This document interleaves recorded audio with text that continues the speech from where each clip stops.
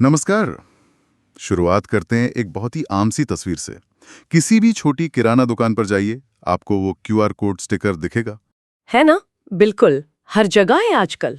दिखने में कितना साधारण लगता है, पर ये बदलते भारत की एक बहुत बड़ी कहानी कह रहा है। हर रोज स्कैन होते हैं, पेमेंट होती है और जिंदगी खैर आगे बढ़ती है। आज हम कुछ दस्तावेजों पर गौर कर रहे हैं जो डिजिटल भारत, डेटा, तकनीक और जनजीवन के द्वंद्व की बात करते हैं।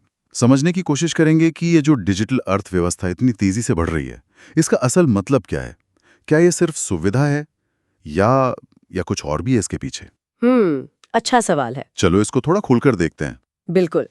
इन दस्तावेजों के हिसाब से देखें तो 2020 के बाद से भारत में डिजिटल पेमेंट्स, खासकर यूपीआई, उसमें तो जैसे एक विस्फोट सा हुआ है। हाँ, आंकड़े तो देखें, करोड़ों में। रोज करोड़ों के लेन देन। सरकार भी इसे डिजिटल इंडिया की एक बड़ी कामयाबी बताती है।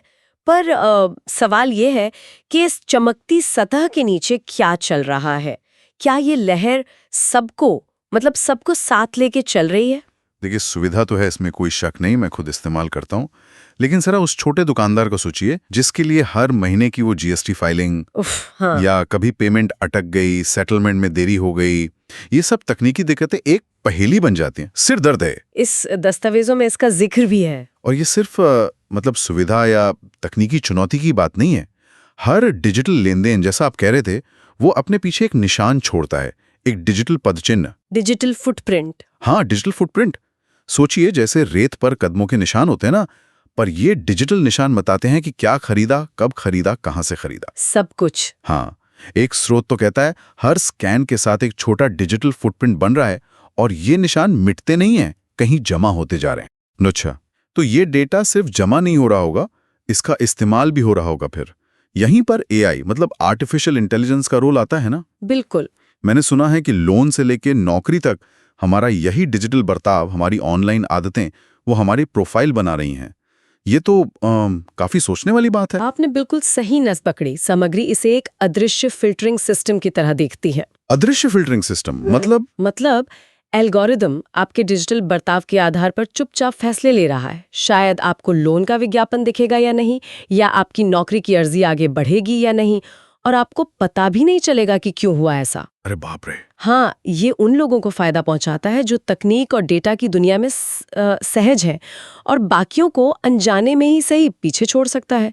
तो सवाल उठता है कि क्या ये सबको समान अवसर दे रहा है?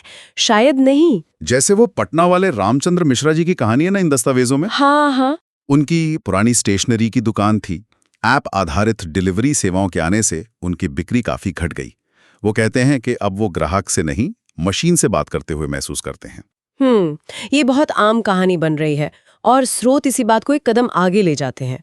वो कहते हैं कि ये सिर्फ पैसों का बंटवारा नहीं है, ये डिजिटल साक्षरता का भी विभाजन पैदा कर रहा है। डिजिटल साक्षरता मतलब कौन कितना टेक से भी है। हाँ, एक तरफ वो नए बिजनेस हैं जो तकनीक का भरपूर इस्तेमाल कर रहे हैं, फल फूल रहे हैं।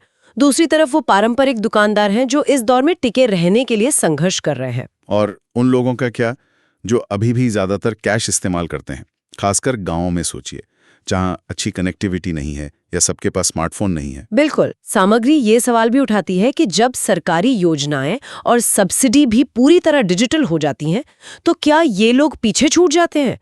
जैसे वो उदाहरण था ना, बायोमेट्रिक मशीन काम न करे तो राशन नहीं मिलता। हाँ, वो अंगूठे का निशान मैच नहीं हुआ और आप हकदार होते हुए भी वंचित रह गए। हाँ, ये एक बड़ा विरोधाभास है, जैसा स्रोत इशारा करते हैं।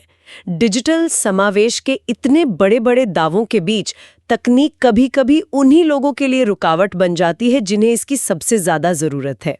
एक दस्तावेज में इसे यूं कहा गया है, डिजिटल इकोनॉमी का सबका साथ का नारा कभी-कभी कुछ का साथ बन जाता है। तो शायद सबसे बड़ा सच ये है कि इस पूरी डिजिटल अर्थव्यवस्था की असली करेंसी पैसा नहीं बल्कि डेटा है। बिल्कुल। हमारा निजी डेटा, हमारी आदतें, हमारी पसंद, हमारी जरूरतें, ये सब कंपनियों के लिए खरबों की संपत्ति बन गया है। हाँ, इन दस्तावेजों के मुताबिक डेटा ब्रोकर्स इसे खरीदते बेचते हैं, विज्ञापन देने वाले इसका इस्तेमाल करते हैं, टारगेटेड एड्स, और हम जनता जिसका ये डेटा है।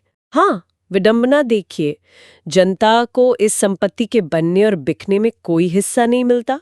स्रोत तो यहाँ तक कहते हैं कि नागरिक एक तरह से क्या कहते हैं डिजिटल फैक्ट्री के मजदूर बन गए हाँ, हैं। डिजिटल मजदूर। हाँ, जो लगातार डेटा रूपी कच्चा माल बना रहे हैं, लेकिन फैक्ट्री के मुनाफे में उनका कोई हिस्सा नहीं।